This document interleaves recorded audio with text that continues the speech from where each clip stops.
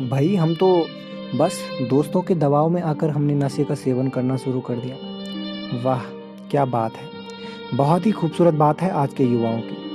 कहते हैं कि एक बार माइकल जैक्सन मशहूर डांसर था। नशे की इतनी लत लगी हुई थी, इतनी तलब थी, अंत में उसे एक रोग हो गया, भयंकर रोग। मृत्यु शैया पर लेटा हुआ ही था। डॉक्टर से कहने लगा, डॉक्टर्स आप मेरी जितनी भी सैलरी है, जितना भी मेरे पास पैसा है, सारा का सारा पैसा आप मुझसे ले लो, बस मुझे 2 बूंद नशा दे दो, मुझे 2 बूंद नशा दे दो, मुझे नशा चाहिए। ऐसा नहीं है कि आज का युवा जानता नहीं है कि उसके लिए नशा लेना कितना हानिकारक है, सब जानता है, लेकिन क्या करे, उसकी जो लत, उसकी जो आदत इतनी प्रगल हो चुकी है कि उसके जो मन को अस्तित्व चाहिए तो केवल और केवल नशे का सेवन, और कुछ भी नहीं। आधुनिकतावाद इतनी ज्यादा बढ़ चुकी है कि आज के समय में हर एक दूसरा युवा नशे का सेवन लगातार करता जा रहा है, और यह भी वो जानता है कि वो नशे को नहीं कर रहा, बल्कि नशा उसको खराब करता चला जाता है। आज जब हम ऐसे युवाओं से मिलते हैं कि भैया आप नशा क्यों करते हैं, तो वो कहते हैं कि हमारी मर्जी, दैट इज माई चॉइस, आप हमारे इंटरफेयर करने वाले कोई नहीं होते हमारी लाइफ में। तो अब ऐसे लोगों को कैसा समझाया जाए कि इस नशे से मुक्ति पाई जा सकती है। इस नशे से मुक्ति पाने का एक ही जरिया है, वो है आध्यात्म नित्य स्थितम तत्व ज्ञान में, और कहीं भी नहीं। अगर इसके बावजूद भी कोई नशा में तुत रहता है, कोई नशे में धुत रहता है, तो फिर वो ज्ञान पे चलना कहाँ हुआ, क्योंकि वह तो अपनी इंद्रियों पर ही स्वयं नहीं कर पा रहा, अपनी इंद्रियों पर ही नियंत्रण नहीं कर पा रहा, तो क्या यह ज्ञान पर चलना हुआ? यह तो एक तरह से ज्ञान की धज्जियां उड़ाना हो गया। कितना परिवर्तन आ गया है हम में उन क्रांतिकारी युवा भाइयों में, जिन्होंने इस देश के लिए हंसते हंसते फांसी के फंदे पर झूल गए, लेकिन शराब की बोतल पर कभी हाथ तक नहीं लगाया। अंग्रेजों ने बहुत ही कुचाल चली उनको बर्बाद करने की, उनकी हर एक कोशिश निराश हो जाए, इसलिए अंग्रेजों ने उनके समक्ष शराब की बोतलें रखी, लेकिन फिर भी उन्होंने शराब को नहीं छुआ। उन्होंने कसम खाई थी कि हम नशा करेंगे तो केवल और केवल इस भारत माँ को और इस मातृभूमि को जंजीरों से मुक्त करा देने का नशा। और आज का युवा कहते हैं कि भैया हम तो दोस्तों के दबाव में आकर नशे का सेवन करने लग जाते हैं।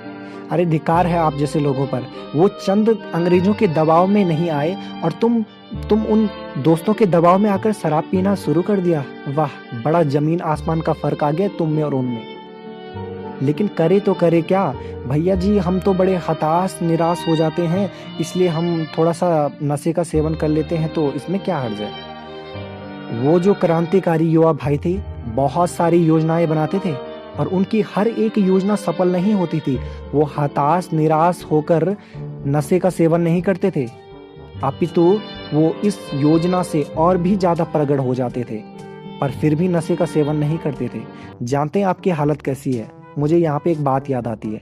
एक शराबी व्यक्ति था, अपने आंगन में बैठा हुआ था, शराब की पेटी बगल में ही थी, एक हाथ डाला पेटी के अंदर, खाली बोतल थी। खाली बोतल को देखते हुए कहने लगा, तूने मेरी पत्नी को मुझसे दूर किया, निकल जा तू मेरे घर से बाहर, और उसको फेंक दिया। दूसरी बार हाथ डाला, फिर खाली बोतल निकली, तूने मेरे बच्चों को मुझसे दूर किया, तूने मेरा घर बार तोड़ दिया, चल तू भी निकल मेरे घर से बाहर, उसको भी फेंक दिया।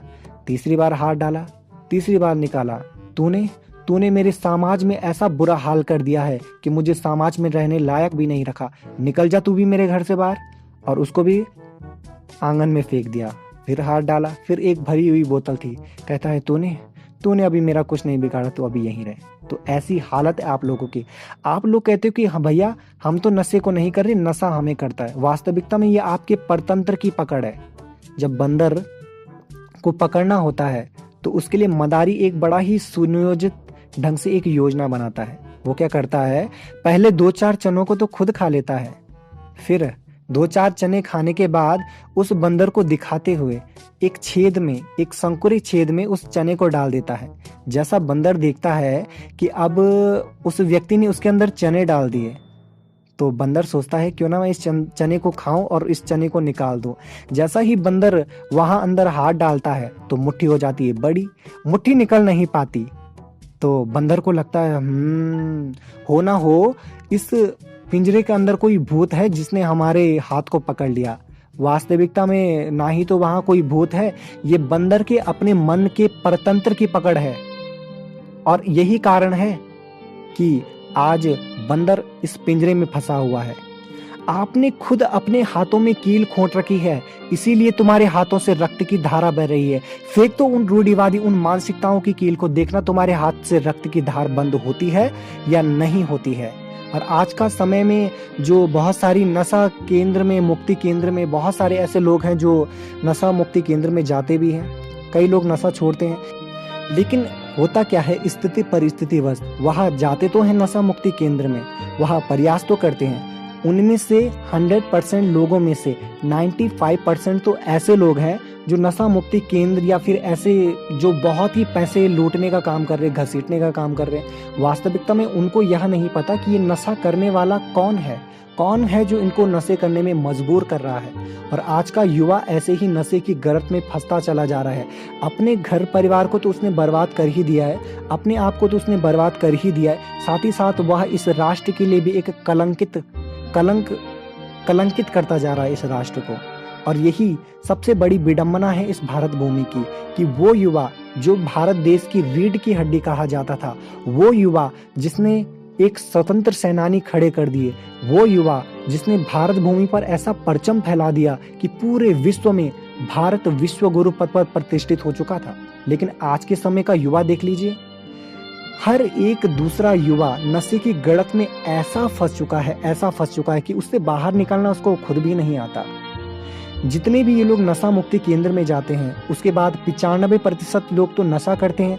उनमें से जो 5% लोग भी है, उन 5% में से 90% व्यक्ति तो नशे करने लग जाते हैं, क्योंकि वहां शारीरिक स्तर पर नशा तो छुड़ाया जाता है, लेकिन मन के स्तर पर वो नशा उनके मन में ही एक ऐसी छाप छाड़ जाता है। यही कारण है कि वो पहले से ज्यादा 2 गुना नशा करने लग जाते हैं। और उनका जो खर्चा है इतना ज्यादा प्रगढ़ है कि कोई उन्हें चाहकर भी नहीं छुड़ा सकता। पीना है तो खूब पियो, जाम पर जाम पीने से क्या फायदा, रात को पी सुबह को निकल जाएगी। ऐसे जाम पीने से तो अच्छा यही है कि आप उस कृष्ण नाम का जाम पियो। देखना आपकी जिंदगी और आपका जो लक्ष्य है वो परब्रह्म परमात्मा हो जाएगा। और संसार का नशा तो चलो फिर भी 1-2 गिलास में, 1-2 बोतलों में आपको मिल ही जाएगा। और जब आप भगवत रूपी नशा करने लग जाएंगे, एक ऐसे संत सदगुरु की शरण में जाएंगे जो आपको उस नशे की कीमत बता देगा कि उस नशे में कैसा झूमा जाता है। जैसा मीरा झूमी थी, जैसा बुद्ध झूमा था, जैसा विवेकानंद झूमा था, जैसा माता सबरी झूमी थी, जैसे गोप ग्वाले झूमे थे, ऐसे आप भी झूमोगे जब आपको मिल जाएगा वह तत्व ज्ञान। फिर उस तत्व ज्ञान मिलने के बाद जब आप भगवान कल्कि की शरण में जाओगे, तभी वो आपको तत्व ज्ञान प्राप्त होगा। उससे पहले आपको यह तत्व ज्ञान प्राप्त नहीं होने वाला, क्योंकि घुटने तो आपको टेकने ही पड़ेंगे। अगर आपको उस नशे की प्राप्ति चाहिए तो आपको यह नशा करना नहीं पड़ेगा, यह नशा तो स्वतः ही छूट जाएगा, क्योंकि इसके प्रयास हमें करना ही होगा। और कुछ लोग कहते हैं कि भैया हम तो थोड़ा थोड़ा नशा करते हैं, तो इसमें क्या जाता है। अब जहर थोड़ा थोड़ा करके पियो या पूरा एकदम पियो, जहर तो जहर ही है। क्या फायदा उस जहर को पी करके। आपको ये मानव तन जो मिला था, हम जानते हैं कि आप कितनी उस गहराई में डूबे हो, नशे की गहराई में। अगर हम आपको कहें कि भैया आप नशा छोड़ दीजिए, तो यह इम्पॉसिबल होगा, क्योंकि नशा कहने से नहीं छूटता, नशा बताने से भी नहीं छूटेगा, या फिर नशा समझाने से भी नहीं छूटेगा, क्योंकि ये आपके मन की प्रतंत्र की पकड़ है। जो आपने उस नशे को पकड़ा हुआ है, यह आपके मन की प्रतंत्र की पकड़ है, क्योंकि आपने अपने हाथों में खुद कील खोट रखी है, इसीलिए तो आपके हाथों से रक्त की धारा बह रही है। अगर उस रक्त की धारा को रोकना चाहते हो तो ऐसे हमें आध्यात्मिक गुरु के पास जाना चाहिए, जो हमें उस नशे से मुक्त कराने का सामर्थ्य रखते हो, और उसी गुरु के हमें सानिध्य में रहना चाहिए, क्योंकि ऐसे गुरु हमें भगवान की तत्व स्वरूप का उस सार का नशा कराना सिखाते हैं। और जब भक्त इस सार नशे को करना सीख जाता है तो संसार का नशा तो छूट ही जाता है। आप ना भी छोड़ो तो एक दिन जब आपकी मृत्यु आएगी ना, तो ये नशा तो स्वतः ही छूट जाएगा। क्या होगा, आपकी जो परतंत्र की पकड़ जैसा माइकल जैक्सन की थी ना, बिल्कुल ऐसे ही होने वाली थी। दुनिया में कितनी भी तरक्की कर लो, कितना भी आप आगे बढ़ जाओ, लेकिन उससे क्या फ़ायदा होगा? कुछ भी तो नहीं। केवल और केवल समय और पैसा आपका दोनों बर्बाद होता चला जा रहा है।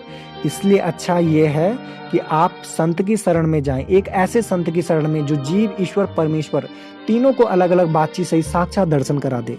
और यही है पूर्ण सद्गुरु, एक पूर्ण क्षत्रिय तत्वनिष्ठ गुरु की पहचान, कि वो आपको केवल आत्मा में ना लटकाए, आत्मा के बाद आपके निज स्वरूप को भी लखा दे। आत्मा को तो उसने ऑलरेडी लखा ही दिया है, उसके बाद वो परमेश्वर को लखा दे। हमें ऐसे गुरु की तलाश करनी होगी समाज में। और समाज में तो असंख्य गुरु हैं, भरे पड़े हैं, बहुत सारे हैं, लेकिन पहचान क्या है? कैसे हम उनके पास जाएंगे? कैसे पहचानेंगे कि कौन असली और कौन नकली? क्योंकि दोनों एक जैसे दिखते हैं, बातें भी दोनों सेम करते हैं, कपड़े भी दोनों ने एक जैसे पहने हुए, मंगल माला डाली हुई है अपने आप में, एक रुद्राक्ष की माला डाली हुई है, त्रिपुंड लगा रखे हैं, दोनों सेम बातें कर रहे हैं। अब ऐसे में कैसे पहचान जाए कि असली कौन और नकली कौन? क्योंकि जहाँ असली है वहाँ नकली तो अवश्य है। आपने 300 रुपये का नोट नहीं देखा होगा मार्केट में, अगर उसकी असल नहीं है तो नकल भी आपको नहीं मिल जाएगी। हाँ, लेकिन आपने 500 का नोट तो अवश्य देखा होगा, असली भी और नकली भी, लेकिन आपको असली और नकली का भेद पता है। हमें ऐसे ही पूर्ण सद्गुरु की पहचान करनी होगी, जो जीव, ईश्वर, परमेश्वर को लखा दे, वो पूर्ण सद्गुरु। और जो केवल बातों का भरमाए, तंत्र मंत्र माला कंठी माला में ऐसे ही भरमाते रहे, वो तो केवल धन का लुटेरा। ऐसे सद्गुरु की तलाश से बेटर है कि हम एक पूर्ण सद्गुरु की तलाश करें, जो हमें उस परमात्मा को लखा दे। बातें ना सुनाए, केवल बातें ही ना सुनाए, बातों के आधार पर ही बहुत सारे लोग आज लुटे जा रहे हैं, क्योंकि उनका मन जो है वो एकदम ब्रेन वॉश हो चुका है। ना तो उन्होंने ज्ञान को लिया, ना तो उन्हें ज्ञान की कोई कीमत पता है, बस चले पड़े हैं झुंड मानसिकता में। फिर कुछ लोग कहते हैं कि वाह क्या भीड़ है किसी संत के पास। हो ना हो, कुछ ना कुछ तो है उस संत के पास, वरना इतनी भीड़ कहाँ लग रही है। लेकिन जानते हो, भीड़ और भेड़ चाल में कोई अंतर नहीं होता। एक भेड़ जहाँ जाता है, सारी भेड़ उसके पीछे रास्ते लगने लग जाती है। इसलिए हमें ऐसे भीड़ चाल का शिकार नहीं बनना। हमें ऐसे संत, ऐसे सद्गुरु की शरण में जाना होगा, जो हमें उस परमात्मा रूपी नशा करा दे, ताकि यह समाज आपकी ओर देखे। और जब समाज आपकी ओर देखेगा तो आप भी कहोगे कि हे प्रभु, तेरी बंदगी से पहले मुझे कौन पूछता था, मैं तो आपको ही ढूंढता था। इसीलिए एक कवि ने ऐसा ही बहुत खूबसूरत पंक्तियों में रखा है, मैं आपको सुनाना चाहूँगा।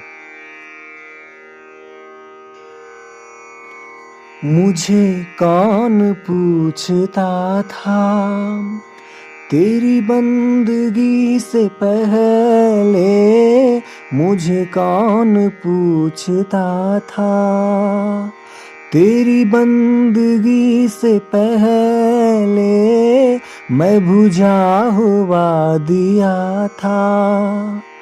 तेरी बंदगी से पहले मुझे कौन पूछता था, मैं तो घास था जरा सी और मेरी क्या थी हस्ती, मैं तो पेड़ खा रहा था तूफान में जैसे कश्ती, दर दर भटक रहा था।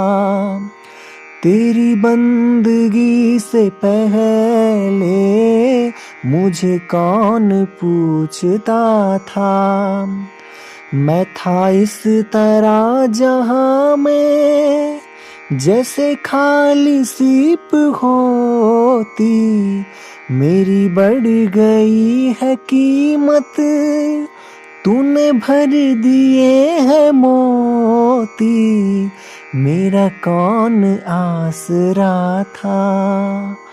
तेरी बंदगी से पहले मुझे कौन पूछता था, तेरी बंदगी से पहले मुझे कौन पूछता था।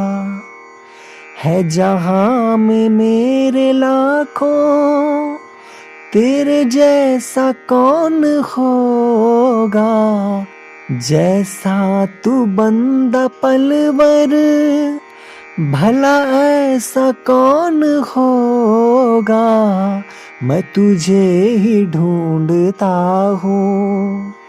तेरी बंदगी से पहले मुझे कौन पूछता था। तेरी बंदगी से पहले मुझे कौन पूछता था।